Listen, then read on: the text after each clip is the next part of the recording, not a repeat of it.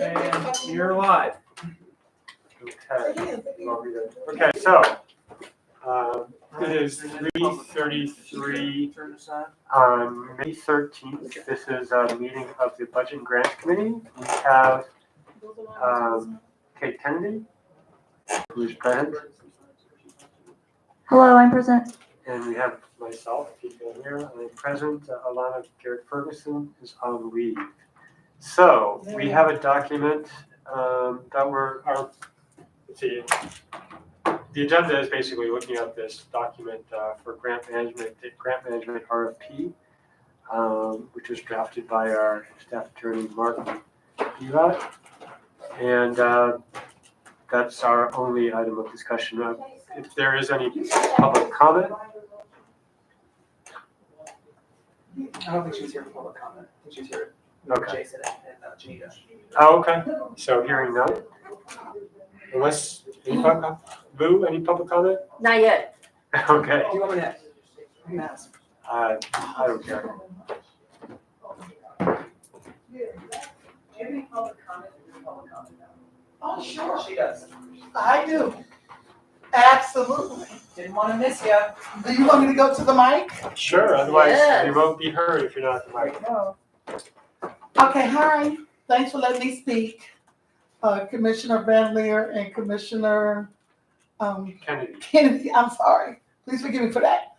As one of the proponents of issue 24, one of the writers, I want to speak about the grant money that I believe was it 1.4 million that's in the budget? I believe it was 1.08 this past year. Okay, 1.08. We were hoping, and now Martin brought up a good question too. We were hoping that money went for grassroots organizations that's like boots on the ground. People who may be doing work, but they may not have office spaces. They may not have computers, or they may be lacking in some areas. I'm gonna be totally honest. Those big organizations, Red Crisis, Frontline should not get any of that money. I don't even know why they applied for that money, because they are self-sustainable. They have stability. I want you to look at some of those organizations that they're structured now. Now, of course, those small organizations, they kind of look at them with a glare in the eye, because they figure, okay, they're not structured, they're not in line, there's some things that's missing. And maybe with that grant money that they could get structured, they could get in line, they could get some things done. And this is where I'm at with that. These big organizations that want to get this money, I'm totally against that. That money is designated for people that's boots on the ground, that's actually out here doing the work in the community and getting results with that. And that's why I'm at with that. And I hope, I don't know where you are at this time with the monies. I hope in the future you would do that. And we also talked about the commission not sending that money to another organization like the Cleveland Foundation to run it. You need to have power over it. Get someone that's qualified. Remember I said qualified, that has experience, at least 15 to 20 years maybe experience in grant writing, and pay them the salary that they deserve. That's my 2 cents. So thank you. Great, thank you. Okay. So with that, we're going to jump into the agenda, which is to review the document that is looking to prepare and finalize an RFP, request for proposals, that we put out through the city for an organization or entity to manage our grants process for us.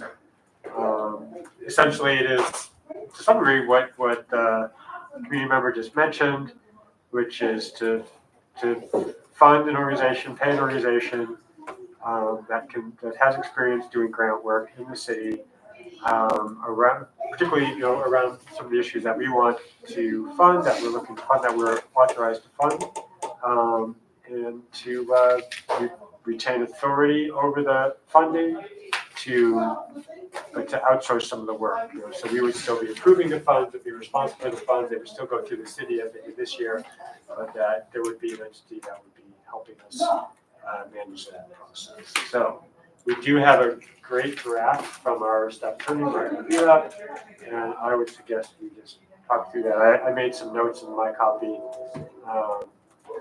happy to start unless you've got something you want to. I have some stuff, but that doesn't matter. Okay. All right. So yeah, my first thing was, and it sort of comes up throughout, Martin and Kate, when you list sort of the 6 or 7 things, so issuing requests for proposals, scoring proposals. I kept seeing that the screening applicants for eligibility wasn't there. And I don't know if that it can be incorporated somehow or how important that is, but I just wonder if we should just make sure we add that as a step. Because it was in the resolution we passed that looking at, and it's not scoring them, it's just saying, okay, this entity, and you mentioned it in one place where looking at making sure their applications are complete, but mine is more like, is this, the type of organization that meets this criteria, 501c3 fiscal agent, what have you, that kind of thing. That was one of my things that was throughout the document. I'm wondering if that would make sense to have that. Through the chair, on page 6, scope of services, BI, scoring proposals and recommending awards in conjunction with the commission. I is performing an initial review of the RFP responses. I thought what you're describing would be inclusive in that exact step, but if you want to recommend language to modify that, I would recommend that it goes there, because I don't think it needs to be a whole separate header, because you can't put much underneath that. Right. But I could see you incorporating some of your changes to that exact line. So say it again, so you're on page 6. Page 6, B, I, scoring proposals and recommending awards in conjunction with commission. I is the first step. Performing an initial review of the RFP responses. I would, maybe just add something about eligibility, making sure they meet eligibility criteria. Ensuring eligibility Something criteria. like that. Yeah, I think that would solve that would be just mentioning in one place. It's fine. That language is in our resolution, so I want to make sure it's reflected somewhere in this document. Okay. I think we should add it. Welcome. We're just going through the RFP. That's what I was thinking. Yeah. And that was the first thing we were talking about, was my question around the eligibility screening. It sounds like we have a resolution of that. Sounds good to you. Oh, yeah, absolutely. Oh, Well, we check that off the list. awesome. You're so good. You wanna go? Yeah. So the only thing that I really am concerned about is, and I don't think that not to my recollection, I don't know that we talked about this in a ton of detail during our last meeting, but letter C, administering contracts with the cooperation of the city's law department. My concern with that is that and maybe I assumed this and I should have gotten more clarification, but my assumption was that we were going to look for an entity or organization who would be able to deploy those funds, so we didn't have to go through the city. And I mean, I understand why that would be complicated or hard or whatever, but my concern is that this RFP makes our lives easier, I guess. But the biggest problem from my perspective with the previous cycle was the complications around the city's law department, and having someone to help navigate those challenges will be great. It will be an asset, but it's still going to be there's no question that's still going to be really challenging for grantees, and they begged us to not have to go through that again. So I will defer to you in a moment, but I mean, my understanding of looking at Mark Vilat's analysis of what could work under the charter that gives us this power was that it would be problematic potentially to surrender that authority, just to give the money. And that it really, in order to retain fund authority, it would make more sense for us to basically pay them from the funds, but then still have to contract with the city. Otherwise, we are delegating all the responsibility to those entities as opposed to maintaining the responsibility of fund authority. So I'm probably not explaining it as well as you will. So if you don't mind, before you respond. So one of the items that we discussed was that being an option, what you're discussing. I think there was pluses and minuses to it. One of the minuses was that we would not there, we wouldn't be able to enter into like a multi-year contract because if you're like advocating all of the funds to somebody else, you're essentially issuing just that year's awards to that entity. Also, you have to have that entity sign on to the inherent risk in what if something fails. They're the ones that have the money now. Then that organization has to be willing to take on that risk more so than the situation that we have right now where it's still city money. They're just helping move the contracts through the system and the pipeline. But that's pretty much where it landed.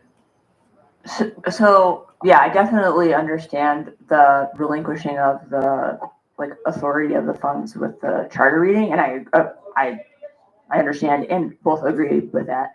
But would we really be relinquishing the authority if we made the final decision on who got the money and they just deployed it? Do you get what I'm saying? No, and that's Couldn't a legal argument be made for that we do have the final decision?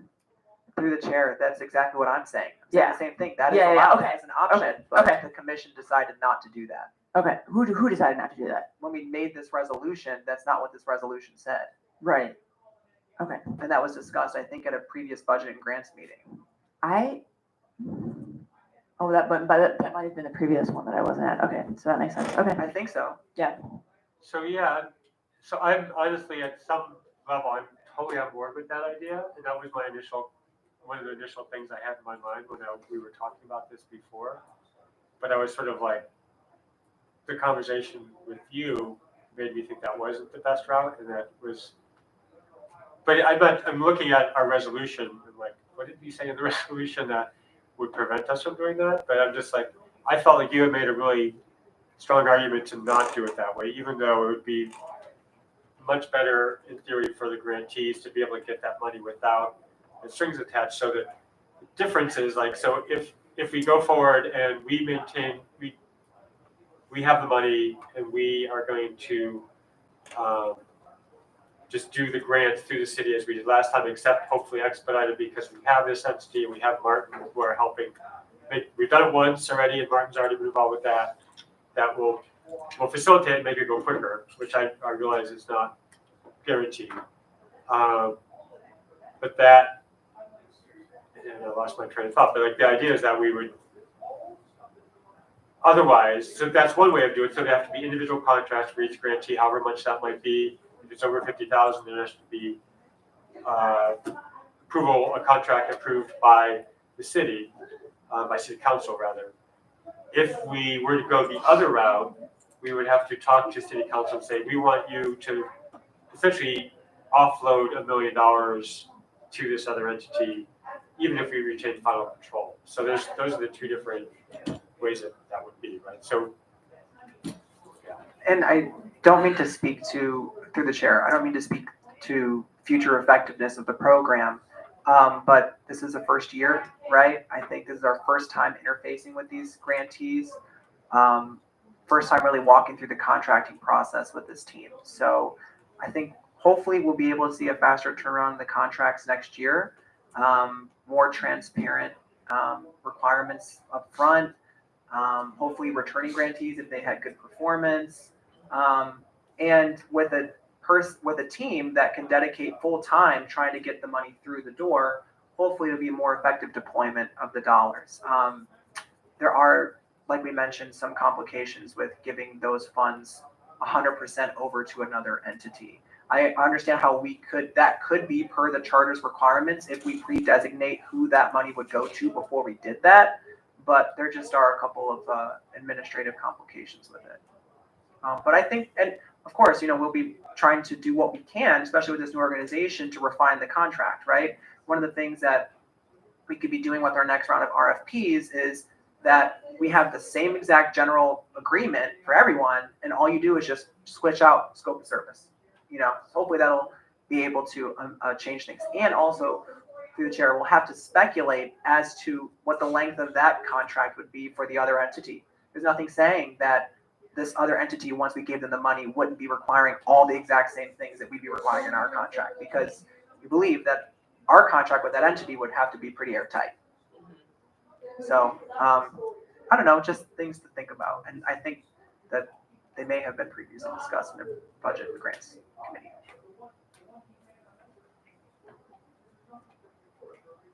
I think about, I remember who was at that meeting.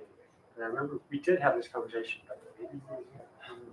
I think was Commissioner Garrett Ferguson here? I feel like she had a lot of feedback about this exact topic. It was a Thursday afternoon, yeah. Was it like early in the day or something? Yeah, you were Yeah. unable to make it. That's, Yeah. okay, that's, yeah, Yeah. now that conversation was had, so, yeah.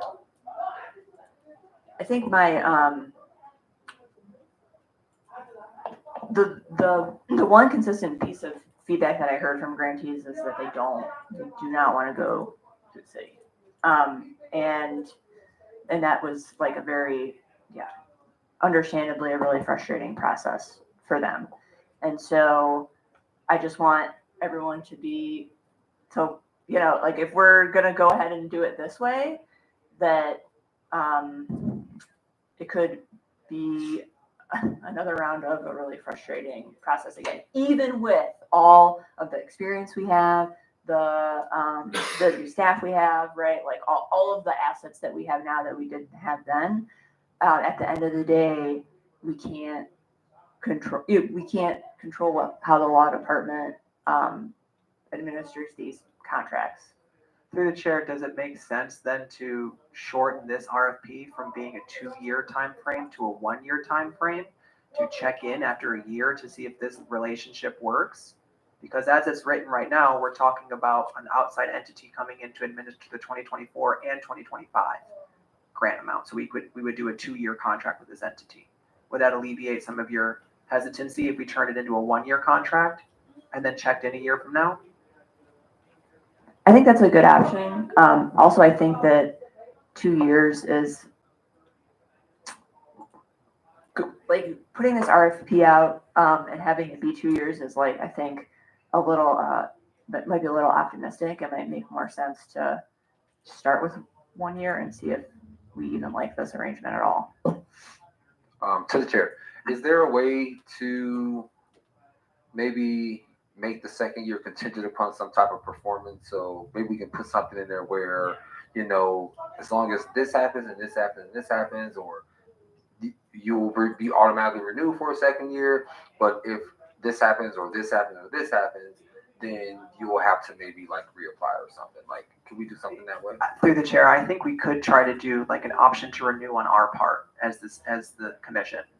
I can shop that around. So I want because I would like some stability as well, but then you also, as a first year, you don't really kind of know how it's going to work out, and you don't want to be legally, committed to a second year before you get to see the performance. But if you give them like kind of like a almost like criteria that they can meet to ensure the second year, then I would feel more comfortable with that. But I do share the concerns about one, wanting some stability and not wanting to have someone new trying to do this every year, but also we need to see their job performance before we extend. Yeah, I think the option to renew could be a good idea, a good way to not go, because like I feel like we made a decision last time with Commissioner Garrett Ferguson here, and to not go back on that, but still like adjust it so that we can take into account what happens this year and make sure everything. Yeah, so and maybe the simplest thing is an option to renew, and then we have to work on the criteria. I don't know if we would have to put the criteria into this document. I mean, if we didn't. The contract. So when we work up the contract, we would have. So at this point, we don't, because my goal is, I think what we need to do is get this moving as quickly as possible. So we just simply change it to a 1 year or an option to renew. Option to renew, I think is nice because that gets us a little bit toward potential stability and building on first year, this year's experience. So Through the chair, there may be some complications with, total contract amounts and ordinances and whatever that may happen down the line. So I'll try my best to have that be what the intention of this contract is. But I can't 100% guarantee. So should we have like Plan A is option to renew, Plan B is 1 year. Okay. All right. That's pretty- Yeah, so if you can, renew it. Just- No, that's great. Good conversation. Coach Rams, do you have any thoughts, or did you have a chance to look at the document? No, I didn't, but I think you guys are on the right path. I think I agree. We need to move this forward. But I think you guys are spot on, like what you're considering. Great. Do you have anything else? No, that's really no. So I have two other relatively minor points. One of them is in the cover letter on the first page. 2 years, obviously we changed it to 1 year or what have you. Its cost is 10% of the commission's budget for its grants. I just wonder, and this is not some hard and fast thing, like, should we say no more than 10%? Just, I mean, I don't know how people respond to these. Will they see 10% as they go, okay, 10% is going to be it? Or should we say no more than 10% so that we can get a range? Like people, I mean, ideally they would be looking at how much it would cost them. I mean, for 10% of the budget, grants budget, you could hire a staff person. That seems, on the one hand, maybe it's reasonable. I don't really know. I've talked to one place. I mean, you would know more about this too. Like, what's this typical?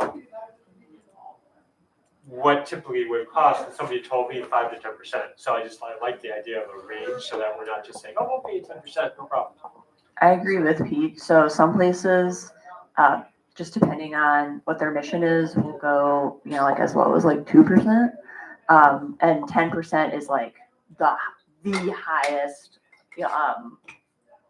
like the highest ceiling, right? It's the ceiling. And a lot of grants have like a contingency that like no more than 10% of this grant can go to overhead. So I agree. I definitely agree with that edit, Pete, that it should be no more than 10%. And then also this is supposed to be a competitive bidding process. So not everyone's necessarily supposed to ask for the same. Yeah.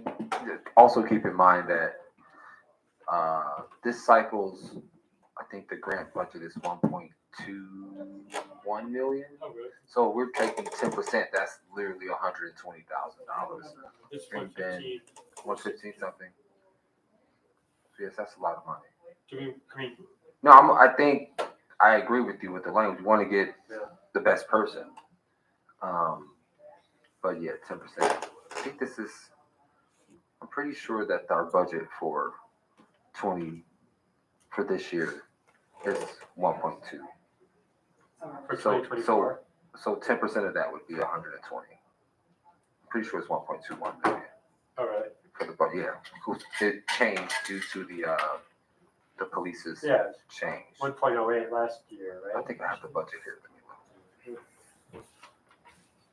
It's an estimated cost. Yeah. I mean, one question I have is like, is 10% right, or no more than 8%? I mean, do we have a sense of what it should be, or is 10% okay? No.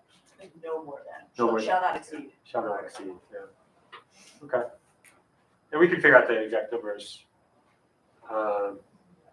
Yeah, John, if you have a more precise number that Mark didn't have, that'd be great.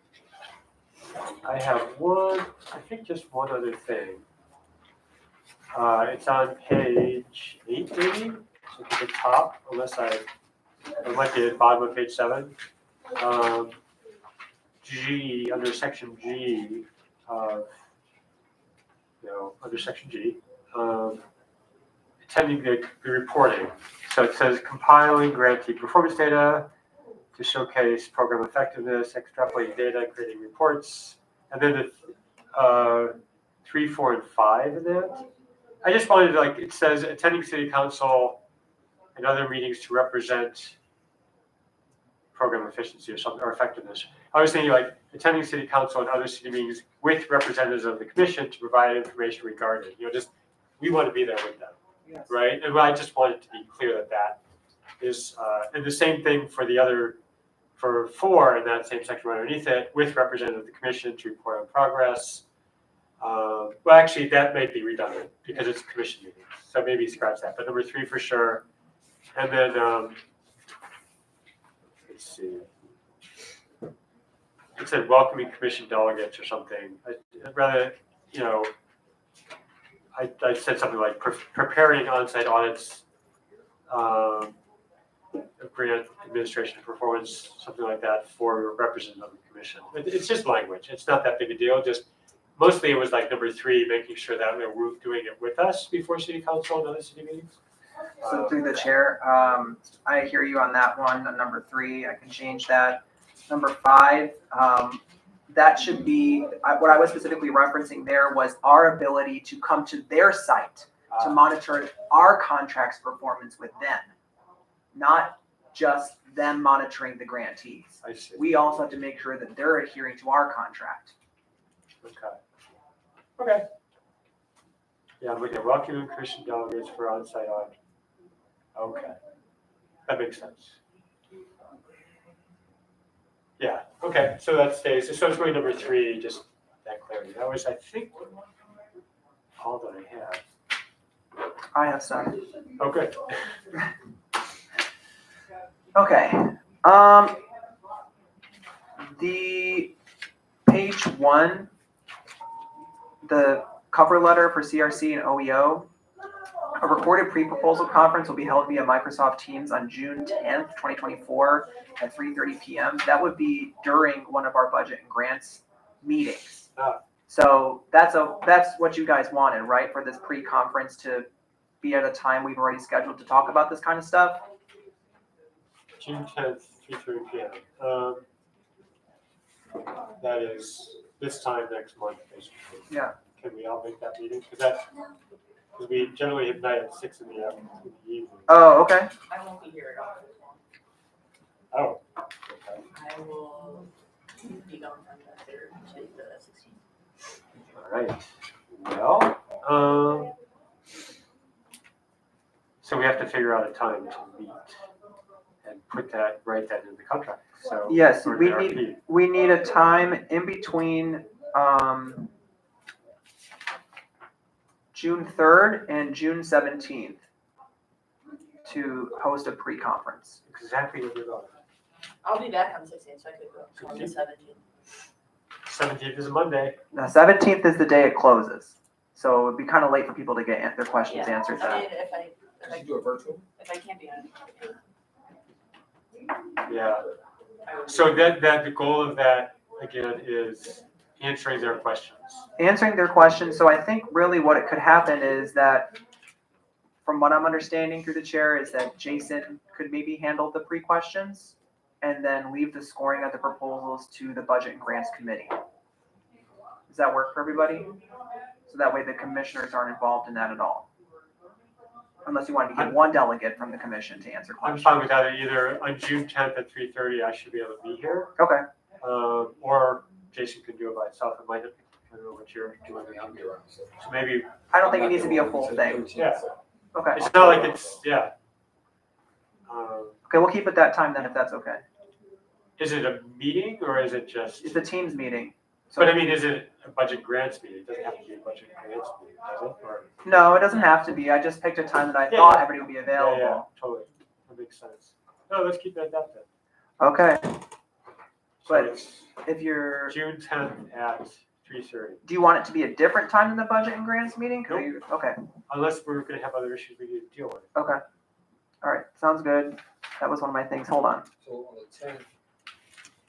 on the 10th, on the calendar, the budget and grants is scheduled for 6:30. Right. So So we're you gonna do it saying that time or earlier? 3:30, Okay. which is fine with me. No, that'll fine. We need to move our leadership meeting. We can move it. Oh, No, this is important, so we can meet whenever. Like, we move it all the time, like, Yeah, move it right. later or. Or do you want it to overlap with the time that you guys have for budget and grants? I don't know if there's gonna be other issues besides this that we have to deal with in budget grants, so I think it's fine.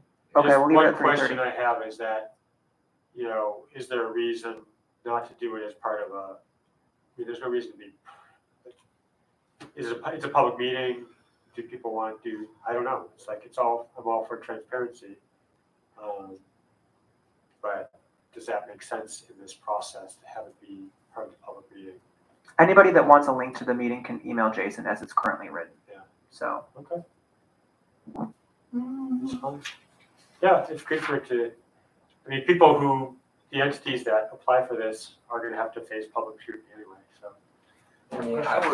I would be in favor of it being open because I think that, I think the current grantees, I think that people are Right. just interested in this and Yeah. just to see, like, I think more transparency would be better for us. Yeah. Considering what's going on Totally with makes sense. the challenges the grantees have had this year. I had to put the connection together of, that time and place, so that's great. okay, so moving on to my next point. Clarification, please. Page 8, project schedule and deliverables. This is describing the tangible results that the commission wants in terms of performance for this grantee. So I wrote down summarily, semi-annual commission grant reports that include a financial summary, an accomplishment summary, a contracting process summary, i.e. a grantee timeline summaries. Is there anything else that you think you would want to see from, like, in terms of a report that they're producing? So on page 8, I see under semi-annual commission ground Yeah. reports, I see 3 things: financial summary, accomplishment summary, grantee timeline summary. Okay. Semi-annual. So this is their reports to the commission. Yes. Accomplishment summary. Do you want to hear challenges summary? Like, I mean, I don't know. It might not be bad to ask them, like, what's going well and what we're learning, kind of thing,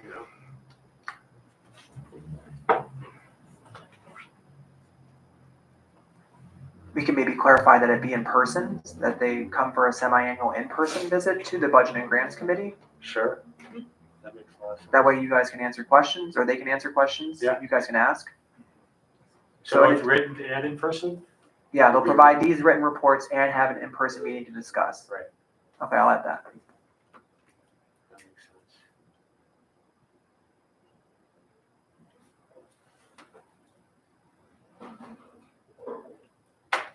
Hold on.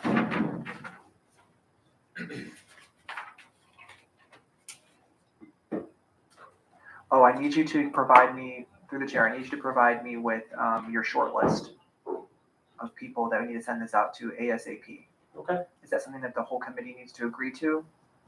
Or is it just something that, I mean, I can tell you my short list.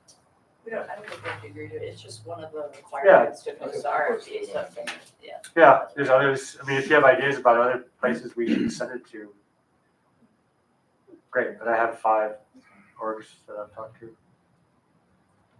okay, page 14, qualifications for proposal. I'm putting that each proposer must in AI provide evidence that it has a minimum of 5 years continuous of experience within the past 5 years of providing grant administration services relating to the required services and deliverables described in the RFP. Is that the minimum standard you guys are looking for, 5 years of grant administration experience, or something beyond that?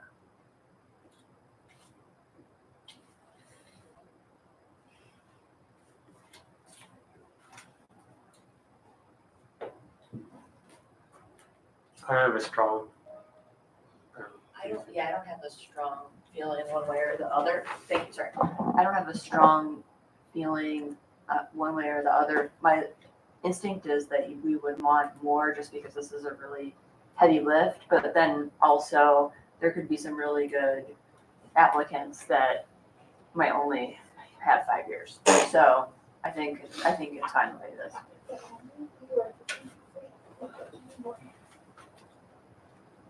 Yeah, if you look at number 4, it might give you a little bit more of a safety net. It says, submit with this proposal at least 3 written verifiable references dated with the last 3 months from clients for which the proposer has rendered services substantially similar to those sought by the RFP. So at least you'll be able to have some documents that you can see as testimonials to this entity's performance. Page 15 and 14, 14 and 15. Qualifications for proposal. Okay, good. I think he highlighted something. The things in yellow. Yes. I'm okay with it as written, and I like I'm okay with it as written, and I like what you said about number four, like four there, that it's, you know, it's not just, oh, you've been in business for 5 years, great, you've been doing this for 5 years, but there's more, obviously, that goes into it, but that gives a minimum, so it shows us that you have the experience and knowledge and that you're good enough at it, but doesn't eliminate somebody who might be newer to the. Okay, great. Moving on. So page 19, under proposal evaluation selection criteria, I have a rough outline of what we're going to be scoring these proposals on. Some of them are requirements of CRC, but What's the the consultant review committee, it's a group, an administration group that has to oversee any RFPs for professional services in the city.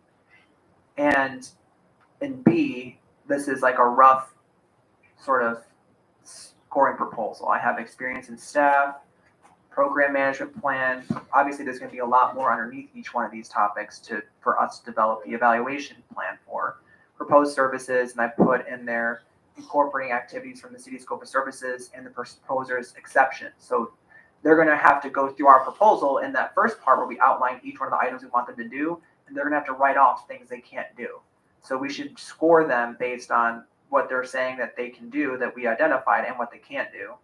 And then these other ones that were included were sustainability, schedule and timeline, and CSB, MBE, FBE, ACDBE, and DBE. So those are all, the OEO ones are in 6. Sustainability is in 4. And those 3 were on there So as givens. for as sustainability, that's environmental sustainability? I guess, yeah. That's kind of standard language these days. Yes, and I think not a lot of these will be instructive. So we may want to think about where we're weighing our points. Right. For OEO, I mean, I don't know how many of these organizations are planning on having subcontracts for things. That's really where the OEO stuff comes into play.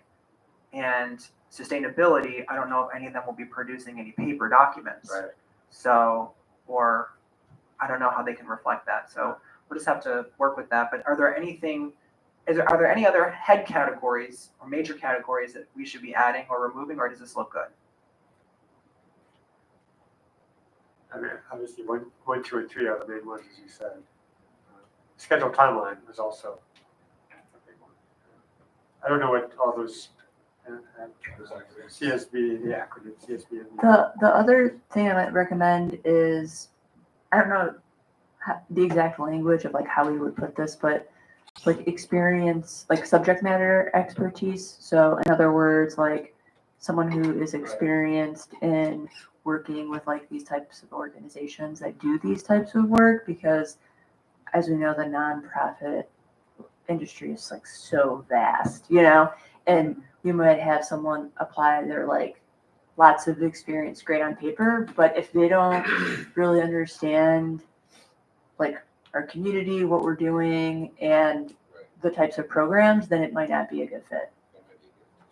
Yeah, through the chair, I think that what we could do for that in particular, fit it into experience and staff, but make that one of the specific questions we ask in the RFP, so that we have a direct answer to that question to score against.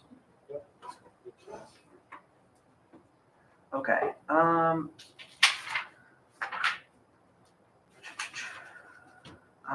That's good. That's good. That's something about additional required documents on page Oh. 17? 17? 19, sorry. 19. Yeah, those are required. Yeah, so that's. Okay.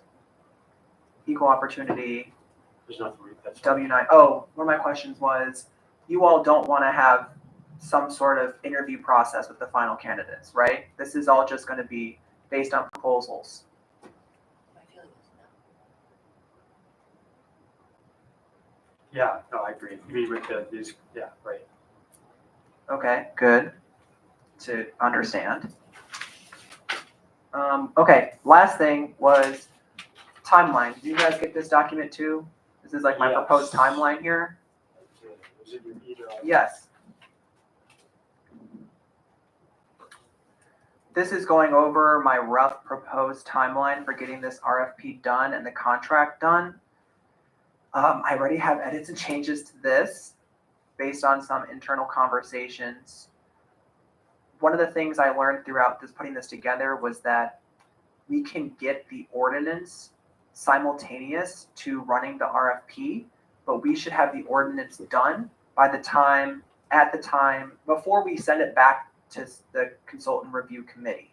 So what we'll want to do is, once we have the firm locked down and the price, then we'll submit that ordinance request to city council and say, this is going to be a direct award to this organization for this much money for this purpose.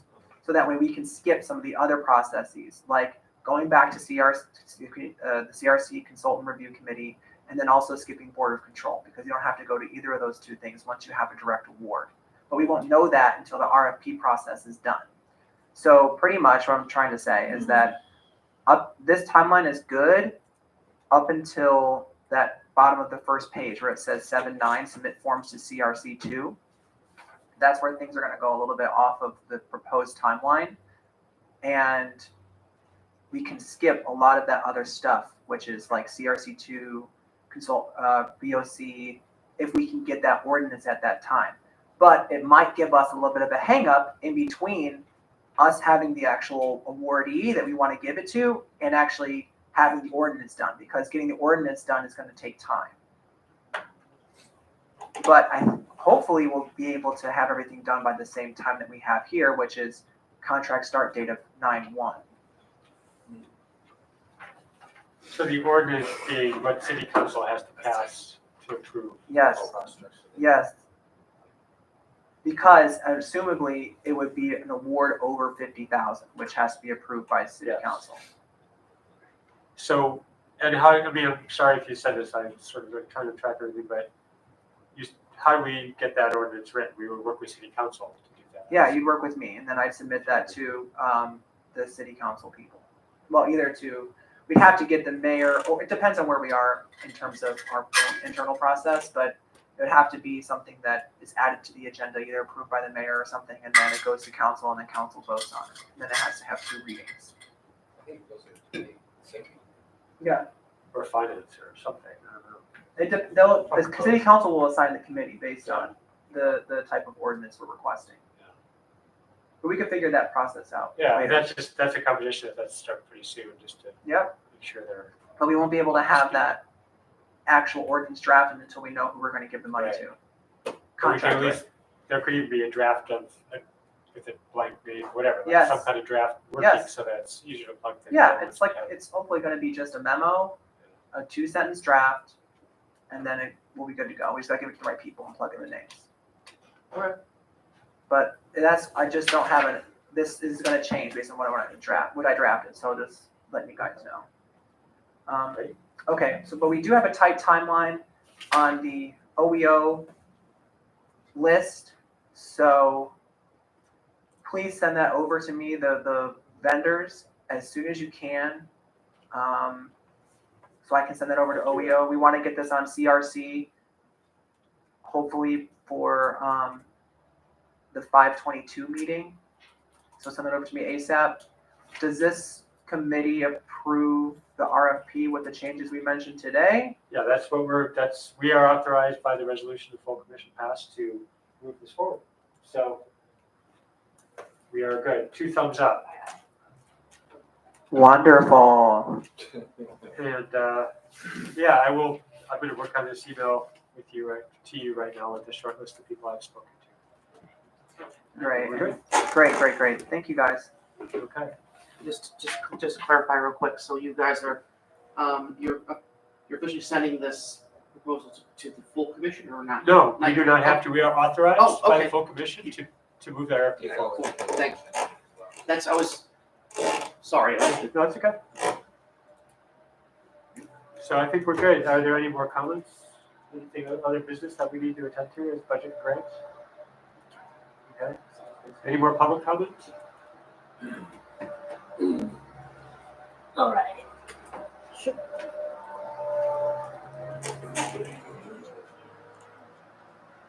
I don't think the mic was on when I called. All right, Yeah, we can hear you. All right, thank you for working this all thing out. Originally, I think the commission's main job is about police reform. Of course, this particular issue 24 actually expand the purpose of commission because only to rely on the police to reform, now we have seen all the resistance. But we need to speed up the whole process to make sure that the communities throughout this time can also have something community member can work on. So having this grants out is a good thing, but please that don't be too distracted by the work itself. Yes, giving out grants is a huge project by itself. Maybe it was not really the perfect idea because in the criteria to select commissioners, this particular skill set was not considered. So it would be a pretty difficult job for all of you to taking care of both. Both are big jobs. So at least right now we are moving forward, and I just wish that all commissioner can come into the meeting more often, not just about 2, 3 people come in. We do need to make the community feel confident that the work you produce is solid. And of course, having a vigorous discussion, sometimes very heated, that happens. But not having too many members to come into the meeting and not having too much to debate is not really the way to make a community feel comfortable. Just let you know that. Thank you. Okay, thank you. Any further comment? Okay.